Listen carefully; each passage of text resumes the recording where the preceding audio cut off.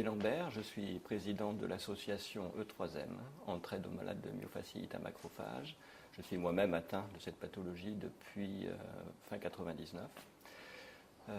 Nous sommes ici devant le ministère depuis maintenant une vingtaine de jours, en permanence, 15 jours de grève de la faim, parce que nous savons que notre pathologie est induite par les sels d'aluminium.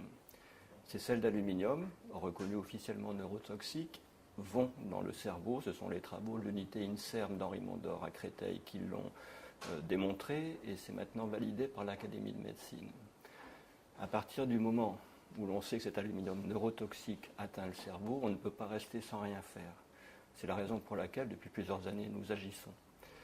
Nous agissons dans deux directions. D'une part, nous avons voulu que la recherche se mène avec des moyens appropriés de façon à ce que l'on comprenne bien l'ensemble du processus qui est lié à la translocation ou au cheminement de l'aluminium dans l'organisme. Et deuxièmement, en attendant les résultats de ces travaux, ce que l'on attend, c'est qu'une mise à disposition soit effective pour un vaccin sans aluminium, en particulier pour les enfants, mais aussi pour les adultes, mais en particulier pour les enfants dans le cadre des primo-vaccinations. Par rapport à cette nécessité, qui est une nécessité de santé publique, qui est la plus élémentaire des applications du principe de précaution, jusqu'en juin 2008 existait un vaccin, le DT polio, qui était sans aluminium. Malheureusement, il a été suspendu au mois de juin à la demande du fabricant, qui était donc le Sanofi Pasteur, pour une hausse importante d'effets indésirables graves. Suite à cette décision ou à cette demande de suspension de Sanofi, l'agence sanitaire a elle-même été contrôlée la réalité de ces effets secondaires. Et ils se sont rendus compte, puisqu'on a eu l'ensemble des éléments dans un souci de transparence de la part de l'agence du médicament, ils se sont rendus compte que ces effets indésirables graves n'existaient pas. On a vraiment tous les éléments qui le démontrent. Et malgré ça, ils ont laissé faire cette suspension, ce qui fait que depuis juin 2008, plus personne ne peut se faire vacciner pour des vaccins de base, comme diphtérie, tétanos, polio, avec un vaccin sans aluminium. Donc pour nous, c'est quelque chose d'inadmissible. Bien évidemment, nos familles sont concernées parce qu'il y a l'hypothèse d'une prédisposition génétique, mais d'autres axes de travail existent, qui vont d'ailleurs être creusés par un comité scientifique qui vient de se mettre en place.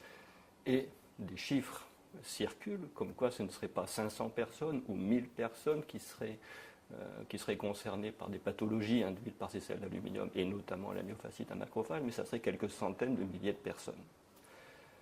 Alors je le répète parce que c'est important, quelques centaines de milliers de personnes. Donc si on intègre le fait que migre dans le cerveau un aluminium neurotoxique, que quelques centaines de milliers de personnes sont concernées et ne le savent pas, puisque l'agence sanitaire ne fait aucune information sur le sujet, même fait de la rétention de l'information et même diffuse des fausses informations. Quand on sait ça, on ne peut pas rester sans rien faire. C'est pour cela que nous sommes devant le ministère. C'est pour cela qu'une pétition avec 60 000 signatures a été remise récemment au ministère. C'est pour cela que les médecins lancent maintenant leur propre pétition.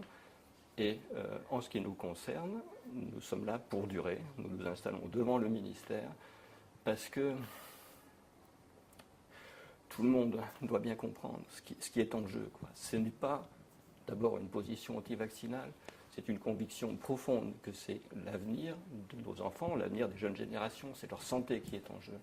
Et donc, ce mouvement-là doit devenir un mouvement fort, doit devenir un mouvement... on demande à tout le monde de vraiment en prendre conscience et de se mobiliser. C'est important.